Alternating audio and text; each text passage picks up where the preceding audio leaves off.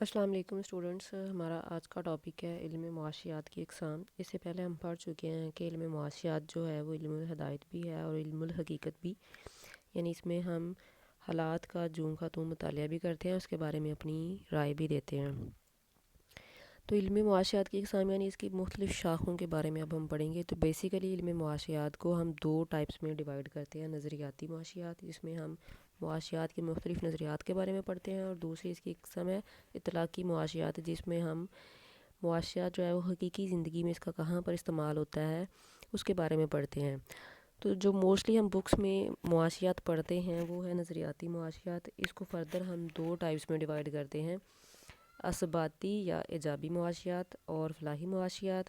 اس کے بعد ایجابی معاشیات کو بھی دو ٹائپس میں ڈیوائڈ کیا جاتا ہے: جزوی معاشیات اور کلیاتی معاشیات۔ ابھی جو ہم اس لیول پہ پڑھیں گے وہ جزیاتی معاشیات ہے، تو سیکنڈ ایئر میں آپ کلیاتی معاشیات کے بارے میں پڑھیں گے۔ تو سب سے پہلے ہم دیکھتے ہیں کہ نظریاتی معاشیات جو ہے وہ کیا ہے۔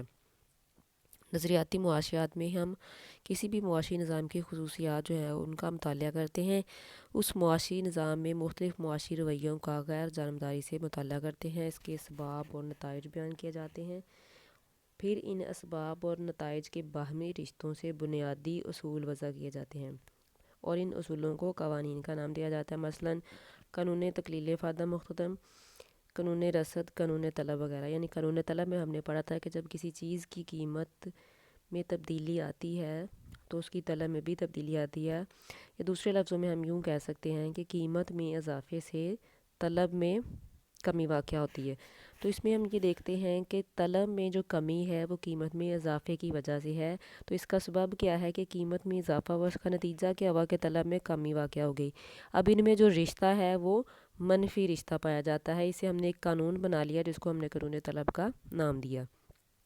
مزید ہم یہ دیکھتے ہیں کہ مختلف شعبوں میں ماہرین معاشیات نے لوگوں کے طرز عمل کا مطالعہ کر کے وہ مختلف اپنی رائے کا اظہار کرتے ہیں جو معاشی نظریات ہیں، مثلا نظریہ مختتم پیداواری، کینز کا نظریہ روزگار، ریکارڈو کا نظریہ لگان وغیرہ، یہ ہم آگے مختلف چیپٹرز میں پڑھیں گے۔ نظریاتی معاشیات کو ہم مزید دو شاخوں میں تقسیم کرتے ہیں: اثباتی یا ایجابی معاشیات اور فلاحی معاشیات۔ تو دیکھتے ہیں کہ اثباتی یا ایجابی معاشیات کس کو کہتے ہیں۔ اثباتی معاشیات میں اسباب اور نتائج کے رشتوں کو مد نظر رکھ کر معاشی مسائل کا تجزیہ کیا جاتا ہے۔ جیسے ہم نے قانون طلب میں دیکھا کہ قیمت میں اضافے سے طلب میں کمی واقع ہو گئی، تو اس کا سبب کیا تھا؟ قیمت میں اضافہ، اس کا نتیجہ کیا نکلا کہ طلب میں کمی واقع ہو گئی۔ تو اسی طرح مختلف نظریات ہیں، ان میں سبب اور اس کے نتیجے کو مد نظر رکھ کر مختلف معاشی مسائل کا تجزیہ کیا جاتا ہے اور اس معاشی رشتہ کا غیر جانبدارانہ انداز میں بیان کیا جاتا ہے اور اپنی طرف سے کوئی رائے نہیں دی جاتی۔ لہٰذا معاشرے کے مقاصد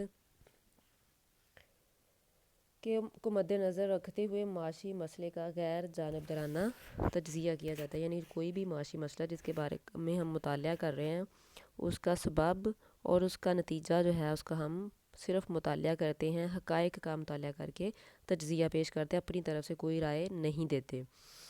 فلاحی معاشیات۔ نو کلاسیکل ماہرین معاشیات نے انسان کے مادی خوشحالی اور فلاح و بہبود پر زور دیا ہے، اس لیے ہم ان کو فلاحی ماہرین معاشیات بھی کہتے ہیں، جن میں جو قابل ذکر نام ہیں وہ professor Pigou, Cannan, Beveridge, J B Clark اور ایلفرڈ مارشل جو ہیں وہ زیادہ قابل ذکر ہیں۔ ان فلاحی ماہرین معاشیات نے معاشیات میں صرف اسباب اور نتائج کو ہی غیر جانبداری سے بیان نہیں کیا، بلکہ عوام کی بہتری کے لیے مختلف پالیسیاں اور اقدامات بھی تجویز کرتے ہیں۔ یعنی اثباتی معاشیات میں ہم صرف مسائل کی وجوہات اور حقائق جانتے ہیں لیکن اپنی طرف سے کوئی رائے نہیں دیتے، لیکن فلاحی معاشیات میں ہم کیا کرتے ہیں؟ حقائق کو جوں کا توں بیان کرنے کے ساتھ ساتھ ہم اپنی رائے بھی دیتے ہیں کہ ان مسائل کا حل کس طرح سے ہم تجویز کر سکتے ہیں۔ اثباتی معاشیات کو مزید دو اقسام میں تقسیم کیا جاتا ہے: جزیاتی معاشیات اور کلیاتی معاشیات۔ تو اس لیول پر ہمارا جو تعلق ہے وہ جزیاتی اور کلیاتی معاشیات کے ساتھ ہوتا ہے۔ فرسٹ ایئر میں آپ جزیاتی معاشیات کا مطالعہ کریں گے اور سیکنڈ ایئر میں ہم کلیاتی معاشیات کے بارے میں پڑھیں گے۔ تو جزیاتی معاشیات، جس کو ہم مائکرو اکنامکس کہتے ہیں، اس کا مطلب کیا ہوتا ہے؟ مائکرو مینس چھوٹا، یہ ایک یونانی زبان کا لفظ ہے جس کا مطلب ہوتا ہے چھوٹا۔ لہٰذا یہ علم معاشیات کی وہ شاخ ہوتی ہے جس میں ہم معیشت کی چھوٹی چھوٹی اکائیوں کا مطالعہ کرتے ہیں، بلکہ ہم اس میں معیشت کے انفرادی حصوں کا مطالعہ کرتے ہیں، جیسے صارف کا رویہ، کسی بھی چیز کی طلب یا رسد، فرم یا آجر وغیرہ۔ یہ جزیاتی معاشیات کو ہم نظریہ قیمت بھی کہتے ہیں۔ اس میں ہم مدرجہ ذیل مسائل کو زیر بحث لاتے ہیں۔ اس میں سب سے پہلے آ جاتا ہے نظریہ قیمت۔ سرمایہ دارانہ نظام ہے جس میں تمام وسائل جو ہیں وہ لوگوں کی ملکیت میں ہوتے ہیں۔ قیمتوں کی مقننیت کو بہت اہمیت حاصل ہے۔ قیمتوں کی مقننیت سے مراد یہ ہے کہ قیمتوں کا تعین جو ہے کس طرح طلب اور رسد کی قوتیں جو ہیں وہ طے کرتی ہیں۔ لہٰذا ہمارے جو اکثر معاشی مسائل ہیں ان کا حل جو ہے وہ قیمتوں کی وجہ سے طے کیا جاتا ہے۔ مثلاً کون سی اشیاء پیدا کی جائیں، کس طرح پیدا کی جائیں، اور عاملین کے معاوضوں کا تعین وغیرہ جو ہے وہ کس طرح کیا جائے، ان سب کا حل جو ہے وہ ہمیں قیمت طے ہونے سے مل جاتا ہے۔ نظریہ صارف۔ صارف کو محدود ذرائع اور لامحدود خواہشات کی وجہ سے جو معاشی مسئلہ درپیش ہوتا ہے، اس لیے صارف اپنے اخراجات کو اس طرح سے ترتیب دیتا ہے کہ زیادہ سے زیادہ معیار تسکین حاصل کرے اور توازن اختیار کر لے۔ اس میں مارشل کا پیش کردہ فادہ کا نظریہ اور ہکس کا بیان کردہ خطوط عدم ترجیح کا نظریہ جو ہے وہ قابل ذکر ہے، جو ہم پڑھ چکے ہیں۔ اچھا، اس کے بعد آتا ہے فرم کا رویہ۔ فرم کا مقصد زیادہ سے زیادہ منافع کمانا ہوتا ہے، اور فرم کے توازن کی مختلف حالتیں جو ہیں وہ ہم مختلف منڈیوں میں پیش کرتے ہیں، یعنی مختلف قسم کی مارکیٹ میں، جس میں مکمل مقابلہ، اجارہ داری، اجارہ دارانہ مقابلہ وغیرہ، یہ مختلف منڈی کی قسمیں ہیں۔ اس میں ہم دیکھتے ہیں کہ فرم یا کوئی بھی جو پیداواری یونٹ ہے وہ کس طرح سے توازن حاصل کرتی ہے، یہ ہم اگلے چیپٹرز میں دیکھیں گے۔ نظریہ پیدائش دولت۔ معاشی اشیاء اور خدمات جو ہم پیدا کرتے ہیں، جس طرح ایڈم اسمتھ نے کہا تھا کہ اشیاء و خدمات کا پیدا کرنا ہی پیدائش دولت ہے، اس کے لیے ہم کون سا طریقہ کار اختیار کرتے ہیں، اس کو ہم کہتے ہیں فنون پیدائش۔ اور کس طریقہ پیدائش کو اختیار کرنا چاہیے، اس کا انتخاب کرنے کے لیے ہم یہ دیکھتے ہیں کہ کون سا طریقہ اختیار کر کے ہمارے مصارف پیدائش جو ہیں وہ کم سے کم ہو جائیں گے، یعنی کون سا طریقہ اختیار کر کے ہم کم سے کم اخراجات کے ساتھ زیادہ سے زیادہ پیداوار جو ہے وہ حاصل کر سکتے ہیں۔ تو وہ عاملین پیدائش لگا کر جس سے ہم زیادہ سے زیادہ پیداوار بھی لے سکیں اور ہمارے اخراجات بھی کم سے کم ہو جائے، اس کو ہم کہتے ہیں معیاری اشتراک۔ نظریہ تقسیم آمدنی۔ معاشی اشیاء کی پیدائش کا عمل جو ہے وہ عاملین پیدائش کی وجہ سے ہوتا ہے۔ 4 عاملین پیدائش ہیں: زمین، محنت، سرمایہ اور تنظیم۔ تو یہ چاروں عاملین پیدائش جو ہیں وہ مل کر اشیاء و خدمات بناتے ہیں۔ تو ان اشیاء و خدمات کو بنانے کی وجہ سے ان کو معاوضے دیے جاتے ہیں۔ ان کو معاوضے جو ہے وہ کس طرح سے دیے جاتے ہیں، اس کو ہم کہتے ہیں نظریہ تقسیم آمدنی۔ اس میں مختلف قسم کے نظریے جو ہیں وہ اکانومسٹ نے پیش کی ہیں، جس میں نظریہ مختتم پیداواری ہے اور عاملین کے معاوضوں کا جدید نظریہ ہے۔ تو یہ بھی ہم اگلے چیپٹرز میں جا کے تفصیل سے پڑھیں گے۔ اس کے بعد آ جاتا ہے کلیاتی معاشیات۔ کلیاتی معاشیات میکرو مینس بڑا، یہ بھی یونانی زبان کا لفظ ہے جس کا مطلب ہے بڑا۔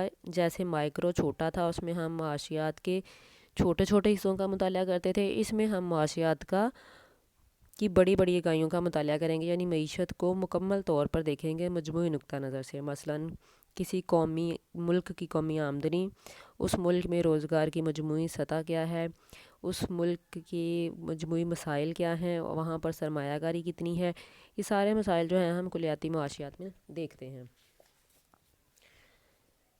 سب سے پہلے آ جاتا ہے قومی آمدنی۔ کلیاتی معاشیات میں ہم دیکھتے ہیں کہ قومی آمدنی کے جو مختلف تصورات ہیں، یعنی اس کے مختلف کنسیپٹس، ڈیفینیشنز وغیرہ وہ کیا ہیں، ان کو کس طرح سے ان کی پیمائش کرنی ہے، پیمائش کرنے کی راہ میں کون کون سی رکاوٹیں ہیں جو ہیں وہ پیش آتی ہیں، اور ان کو کس طرح سے دور کیا جا سکتا ہے۔ اس کے علاوہ ہم یہ دیکھتے ہیں کہ قومی آمدنی کا توازن جو ہے وہ کہاں پر حاصل ہوتا ہے، روزگار، ضرائب اور اسراء کا باہمی عمل وغیرہ کا بھی جائزہ لیتے ہیں ہم کلیاتی معاشیات میں۔ قومی آمدنی میں اتار چڑھاؤ۔ سرمایہ دارانہ نظام معیشت میں جو کاروبار میں اتار چڑھاؤ آتا ہے، اس کو ہم کہتے ہیں قومی آمدنی میں اتار چڑھاؤ، اور اس کو ہم تجارتی چکر کا نام دیتے ہیں۔ نظریہ مقدار زر۔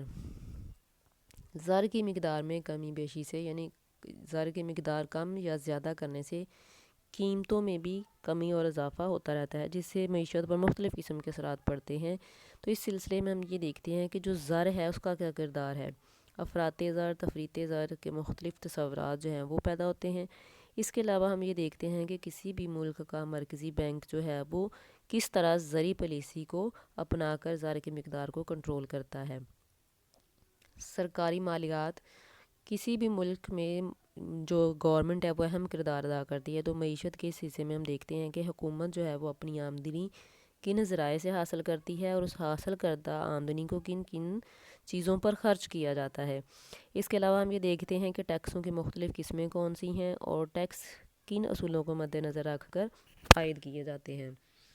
بین الاقوامی تجارت معیشت کے اس حصے میں ہم مختلف ملکوں کے درمیان ہونے والی تجارت، اس کے بارے میں جو مختلف نظریات پیش کیے گئے ہیں، ادائیگیوں کے توازن کے مسائل، ان کا حل، کرنسیوں کے درمیان شرح مبادلہ، اس قسم کے تصورات کا مطالعہ کرتے ہیں۔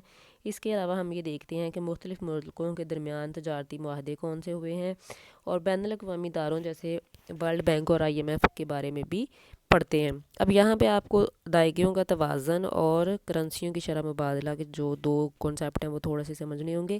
ادائیگیوں کے توازن کا مطلب یہ ہے کہ جب دو ملک تجارت کرتے ہیں تو وہ ایک دوسرے کے ساتھ لین دین کرتے ہیں۔ جب دو ملک ایک دوسرے کے ساتھ تجارت میں لین دین کرتے ہیں تو اگر کسی ملک کی ادائیگیاں اس کی وصولیوں سے کم ہو جاتی ہیں، کسی ملک کی ادائیگیاں اس کی وصولیوں سے زیادہ ہو جاتی ہیں تو اس ملک کی ادائیگیوں کا توازن خراب ہو جاتا ہے۔ اور جب دو ملک ایک دوسرے کے ساتھ تجارت کرتے ہیں تو وہ اپنی کرنسیوں کو کس طرح سے ایک دوسرے کے ساتھ تبادلہ کرتے ہیں، اس کو کہتے ہیں شرح مبادلہ۔